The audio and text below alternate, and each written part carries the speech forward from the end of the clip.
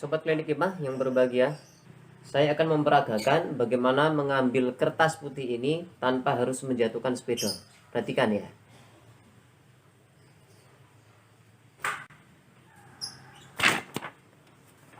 Seperti itu. Oke.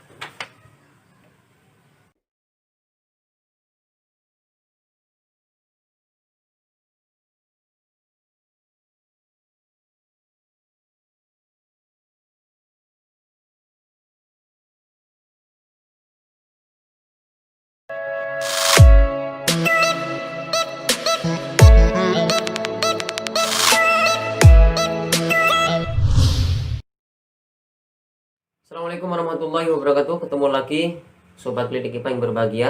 Fenomena di awal tadi itu merupakan salah satu contoh kejadian terkait dengan hukum Newton. Nah, kali ini kita akan membahas tentang hukum Newton. Hukum Newton itu sebenarnya sangat simpel sekali. Meskipun sangat simpel, faktanya di antara kalian mungkin kamu sendiri yang nonton ini adalah termasuk orang yang kesulitan untuk memahami konsep hukum Newton. Padahal simpel sekali. Mungkin dugaan saya kenapa banyak orang yang tidak bisa memahami dengan baik tentang hukum Newton itu, yang pertama mungkin adalah di awal memang sudah a priori menganggap sesuatu fisika itu sangat menakutkan, tidak asik untuk dipelajari atau sangat sulit. Itu adalah hambatan yang pertama. Yang kedua, mungkin kalian cara belajarnya tidak mencoba mengaitkan konsep-konsep fisika dengan kejadian nyata yang sering kita temukan dalam kehidupan sehari-hari, sehingga kita akan menjadi berpikir bahwa fisika itu jauh dari kehidupan kita. Itu salah. Yang ketiga, mungkin kita terlalu berpikir matematis gitu ya. Jadi ingat, fisika atau IPA itu bukan matematika. Jadi kita berpikirnya jangan terlalu matematis, tapi nikmati dan kita mencoba berpikir secara logis dan ilmiah. Itu kuncinya itu. Baiklah Sobat Klinik Hikmah, selanjutnya kita akan membahas bagaimana konsep dari hukum Newton tersebut. Sobat Klinik Hikmah yang berbahagia, untuk mempelajari hukum Newton itu harus ada syaratnya ya, dan syaratnya ini harus kalian penuhi dulu. Kalau kalian belum ngerti syaratnya, nanti akan mengganggu dan menghambat untuk memahami hukum Newton. Yang pertama, kalian harus ngerti gaya ya, ini sudah kita bahas sebelumnya. Yang kedua, kalian harus ngerti resultan gaya. Masih ingat ya, gaya-gaya yang searah dan segaris kerja maka akan saling menjumlahkan, dan gaya-gaya yang berlawanan arah dan segaris kerja maka akan saling mengkurangkan. Itu menjadi konsep yang harus kalian ketahui terlebih dahulu, yaitu resultan gaya atau jumlah gaya. Buat Klinik Hikmah yang berbahagia, hukum Newton itu ada 3 ya. Yang pertama, hukum 1 Newton itu adalah hukum kelembaman. Yang kedua adalah hukum 2 Newton atau hukum Newton tentang gerak. Yang ketiga adalah hukum 3 Newton, yaitu hukum aksi reaksi. Nah, sekarang akan kita bahas satu persatu apa itu hukum 1, hukum 2, dan hukum 3 Newton, dan bagaimana contoh dalam kehidupan sehari-hari dan penerapannya dalam menjawab soal-soal terkait dengan hukum Newton. Baiklah Sobat Hikmah yang berbahagia, yang pertama adalah hukum 1 Newton. Hukum 1 Newton ini dikenal dengan hukum kelembaman atau hukum inersia. Simpelnya begini. Pada dasarnya setiap benda itu dalam kondisi seimbang. Nah, ciri keseimbangan itu ada 2. Nah, ini yang harus kalian ketahui ya. Yang pertama, seimbang itu cirinya adalah bendanya dalam kondisi diam. Jadi benda diam itu adalah benda dalam kondisi seimbang. Ini harus diingat ya. Bukan karena tidak ada gayanya. Karena tidak ada benda yang tidak terkenai gaya. Semua benda pasti dikenai gaya, kecuali bendanya di angkasa luar, kan nggak mungkin. Yang kita bahas adalah benda-benda yang ada di sekeliling kita. Setiap benda pasti dikenai gaya. Nah, tetapi dalam kondisi seimbang maka benda itu akan menjadi diam. Itu yang pertama. Yang kedua, ciri dari benda yang seimbang itu adalah benda yang bergerak, tetapi geraknya adalah gerak lurus beraturan. Jadi besar kecepatan dan arah kecepatannya adalah tetap. Itu namanya dalam kondisi seimbang. Nah, dalam kondisi semacam itu, jika ada gaya luar yang bekerja dan dipaksa, maka sebisa mungkin benda itu akan mempertahankan kondisi semulanya. Kalau dia asalnya diam, maka dia akan berusaha untuk mempertahankan diamnya Dan apabila dia itu mula-mula bergerak dengan kecepatan tetap, maka dia akan berusaha untuk mempertahankan keadaan gerakan dengan kecepatan tetap tersebut. Contoh, fenomena di awal tadi itu adalah salah satu contoh hukum kelembaman. Contoh dalam kehidupan sehari-hari itu adalah apabila kita sedang mengendarai sebuah bis di jalan raya yang lurus dengan kecepatan tetap, kemudian tiba-tiba direm, maka tubuh kita akan terdorong ke depan. Itu membuktikan bahwa kita akan mempertahankan gerak kita yang searah dengan gerakan bis itu. Ketika bis itu dipaksa berhenti, tetapi tubuh kita itu menginginkan untuk berusaha bergerak. Seandainya kita tidak menahan untuk mengikuti pergerakan itu, kita akan terjatuh ke depan. Itu adalah contoh yang paling umum hukum 1 Newton atau hukum kelembaman. Sekarang kita akan melihat salah satu fenomena hukum kelembaman. Kita akan gunakan hukum kelembaman itu untuk membedakan mana telur matang dan mana telur mentah tanpa harus memecah telur. Seperti apa percobaannya? Yuk kita ikuti percobaan sebagai berikut ini. Sahabat klinik IPA, saya memiliki 2 buah telur. Kita tidak tahu mana telur yang matang dan mana telur yang mentah, ya. Kita akan membuktikan bahwa hukum 1 Newton dapat kita gunakan untuk menentukan mana telur matang dan telur mentah tanpa harus memecahnya. Percobaannya seperti apa? Yuk kita lihat percobaannya sebagai berikut. Ini sobat klinik IPA, telur yang satunya akan saya putar, kemudian saya hentikan. Dia tidak berputar lagi, ya. Sekarang kita ganti telur yang satunya lagi.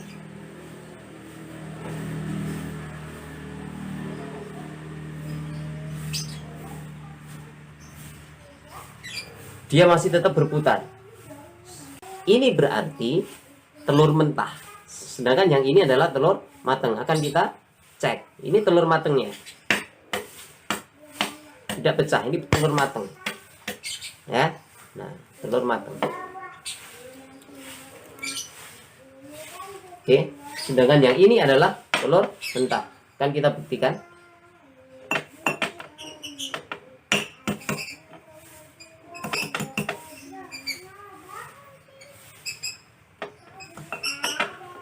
Sobat klinik IPA, kenapa telur mentah ketika diputar, kemudian dihentikan, kemudian dilepaskan kembali, dia akan tetap berputar? Itu disebabkan karena ketika telur mentah itu diputar, maka cairan di dalam telur itu ikut berputar.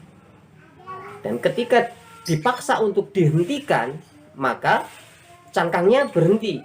Tetapi cairan atau putih telurnya di dalam itu masih tetap berputar.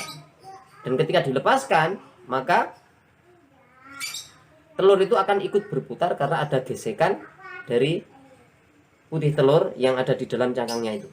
Sahabat klinik IPA yang berbahagia, ini saya punya percobaan. Ini ada sebuah balok yang saya gantung dengan menggunakan benang. Ini benang jahit ya. Nah, di sini ada benang, di sini ada benang. Sekarang akan saya tarik dengan saya hentakkan ya. Jadi tali manakah yang akan putus? Apakah tali yang saya pegang ini ataukah tali yang berada di atas balok? Ya, saya hentakkan secara spontan seperti ini. Nah, ternyata ketika spontan, maka tali yang putus adalah tali bagian bawah.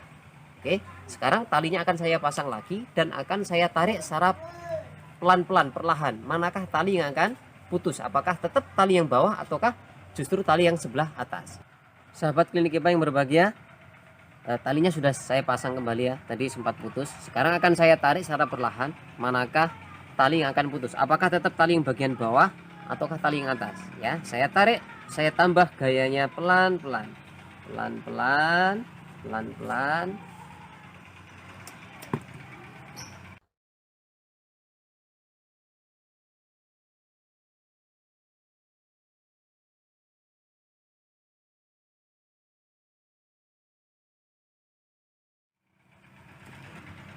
Yang putus bagian atasnya ya, yang putus bagian atasnya tadi. Nah, fenomena ini adalah hukum 1 Newton. Ketika saya tarik dengan cara saya hentakkan, maka balok ini akan mempertahankan keadaannya, yaitu keadaan semulanya adalah menggantung, sehingga gaya yang memaksa tadi yang berasal dari benang yang sebelah bawah itu yang akan putus. Tetapi ketika ditarik secara berlahan-lahan, oke, maka seolah-olah benda ini sedang bergerak, maka gaya yang mencoba untuk menahan pergerakannya yaitu tali bagian atas yang akan putus, karena balok akan mempertahankan pergerakannya. Sobat Klinik IPA yang berbahagia, sekarang akan kita bahas secara matematis lebih detail lagi ya. Meskipun ini dibahas secara matematis, tapi simple. Jadi pikiran kita harus berpikir bahwa hukum Newton itu adalah simple. Jangan pernah berpikir sesuatu yang susah. Intinya kita harus main logika ya. Jadi sekarang akan kita bahas kasus hukum 1 Newton. Masih ingat ya, hukum 1 Newton itu berlaku jika resultan gayanya sama dengan 0.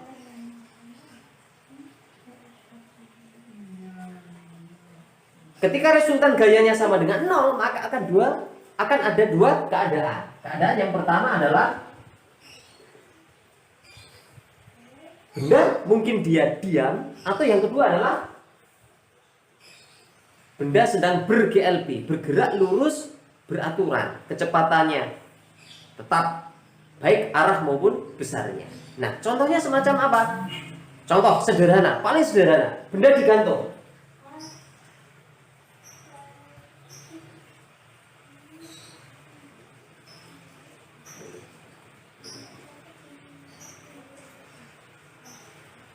Benda bermasa 2 kg digantung. Di sana bekerja percepatan gravitasi sebesar 10 meter per sekon kuadrat. Nah, faktanya bendanya lah diam. Nah, sekarang ada gaya apa saja pada kasus ini? Yang pertama, gaya wajibnya adalah gaya berat, arahnya ke bawah. Gaya berat adalah massa dikalikan percepatan gravitasi, yaitu 2 kalikan 10 berarti 20 Newton. Oke, nah sekarang pertanyaannya adalah apa yang menyebabkan benda ini menjadi diam? Ada gaya apa? Jawabannya adalah ada gaya tegangan tali. Nah, sekarang gaya tegangan talinya berapa? Nah, sobat IPA, bendanya adalah diam. Nah, sobat klinik IPA, bendanya adalah diam. Ya, maka syarat benda itu diam adalah resultan gayanya 0. Karena di sini ada gaya berat arahnya ke bawah, supaya menjadi 0 nggak mungkin gaya yang satunya adalah ke bawah, pasti ke atas supaya dia mengurangi. Nah, ini adalah 20 Newton ke bawah, maka gaya tegangan talinya harus 20 Newton ke atas. Sangat simpel sekali.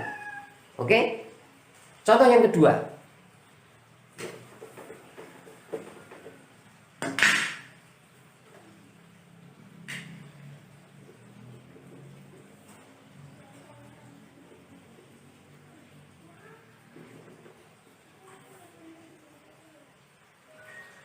Ada sebuah balok diletakkan di atas lantai. Balok itu memiliki massa 5 kg dan di sana bekerja percepatan gravitasi 10 meter per sekon kuadrat.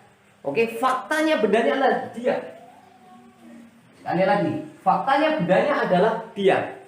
Maka pertanyaannya adalah berapakah gaya normalnya? Oke? Nah, sobat klinik IPA harus ingat, benda pasti memiliki berat.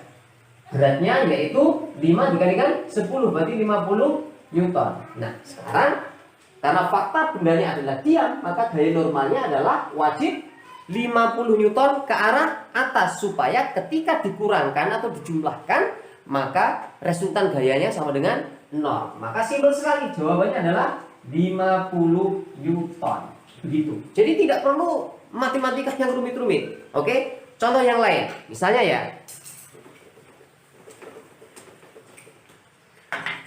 kita sudah bosan membahas benda diam. Sekarang bagaimana kalau kasusnya adalah benda sedang ber-GLP? Simpel saja. Ada sebuah benda, dia bergerak dengan kecepatan tetap 4 meter per sekon. Oke? Ketika dikenakan gaya sebesar 10 Newton. Karena di sini lantainya adalah kasar, maka akan ada gaya gesek. Nah, pertanyaannya, berapakah besarnya gaya gesek tersebut? Simpel sekali. ini kita tidak perlu, misalnya ini memiliki massa 1 kg, kemudian percepatan gravitasinya adalah 10 meter per sekon kuadrat. Jadi besaran-besaran yang diketahui semacam itu. Mungkin kita terlalu berpikir ini dikali ini, dikurangi ini. Simple sekali. Jadi kata kuncinya adalah bendanya sedang ber-GLB, bergerak dengan kecepatan tetap. Kalau bergerak dengan kecepatan tetap, maka resultan gayanya adalah 0. Resultan gaya yang kita lihat yang mana? Resultan gaya yang searah dengan pergerakan. Berarti gaya-gaya yang maju atau gaya-gaya yang mundur. Gaya yang maju adalah 10 Newton, gaya yang mundur adalah gaya gesek. Nah, karena percepatannya tetap, karena kecepatan bendanya adalah tetap, dia ber-GLB, resultan gayanya wajib 0. Nah, 10 dikurangi berapa? Ada 0. Jawabannya adalah 10 Newton. Very simple. Itulah contoh penerapan hukum 1 Newton. Gimana? Sudah paham? Oke, kalau sudah paham, kita akan melanjutkan pembahasan kita tentang hukum 2 Newton. Oke. Atau kalau ada pertanyaan silakan bertanya lewat kolom komentar. Terima kasih. Sampai ketemu di video berikutnya. Assalamualaikum warahmatullahi wabarakatuh.